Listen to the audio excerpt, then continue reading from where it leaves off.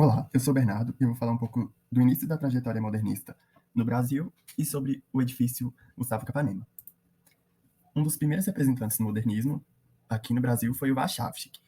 Ele projetou esses edifícios muito diferentes do que vinha sendo feito, que no caso eram edifícios ecléticos ou edifícios neocoloniais que estavam sendo feitos. Ele apareceu com edifícios modernos. Mesmo que ele recebesse críticas e pessoas do próprio movimento modernista dissessem que as casas dele não eram modernistas pelos métodos construtivos que ele usava, ele conseguiu uma coisa muito importante para o movimento, que foi a atenção do público.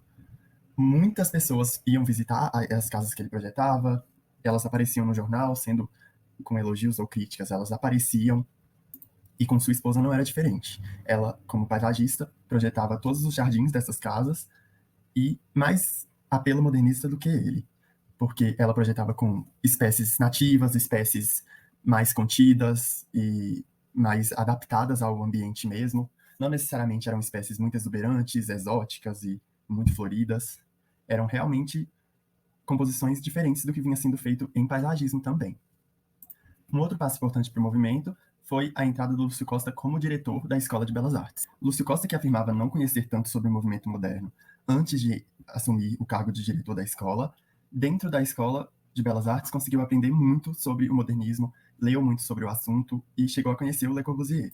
Graças a esse primeiro contato que ele teve com o modernismo, ele pôde não só aprender muito sobre o movimento, mas também ensinar para toda essa geração que estava matriculada na escola nesse momento. O impacto foi tanto que, mesmo com a saída de Costa da Belas Artes, diversas pessoas que acompanharam seu papel lá dentro, como Luiz Nunes, um arquiteto, puderam projetar edifícios inspirados nesses valores que ele pregou lá dentro.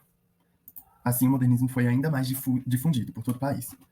Essa expansão foi tanta que, em determinado momento, não eram só projetadas casas modernistas, estavam começando a ser projetados edifícios modernistas.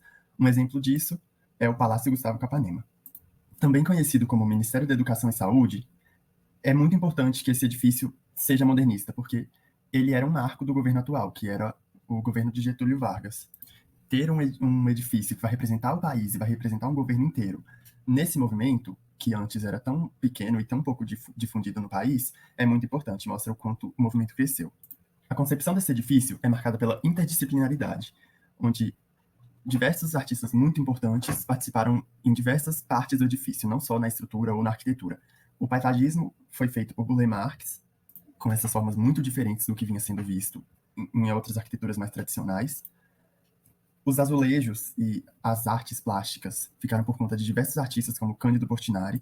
O design interno é marcado por peças muito diferentes do tradicional. Tudo que envolvia o edifício envolvia formas inovadoras, estilos inovadores e métodos construtivos inovadores. A equipe de arquitetos responsável por esse edifício contava com grandes nomes, como o Lúcio Costa e o Le Corbusier, mas também por arquitetos iniciantes, que tinham acabado de sair da Belas Artes ou discípulos de algum desses arquitetos, que queriam se aventurar nesses novos estilos mesmo, no caso o modernismo. Alguns deles, inclusive, continuaram disseminando o modernismo por todo o país e se tornaram grandes nomes no futuro, como o Niemeyer mesmo. E assim foi concebido um dos maiores edifícios da história do país, com valor incomputável.